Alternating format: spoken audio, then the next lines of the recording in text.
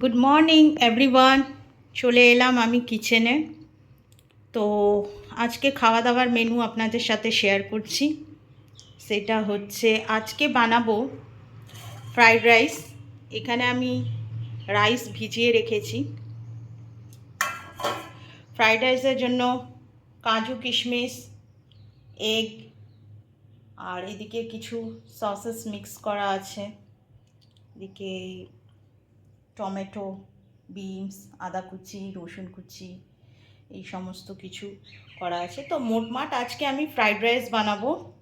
আর এখানে কিছু কাতলা মাছ আছে, কাতলা মাছের ফ্রাই করব। এখানে ভেটকি মাছ আছে, ভেটকি মাছের হচ্ছে আমি চিলি ফিশ করব, ঠিক আছে।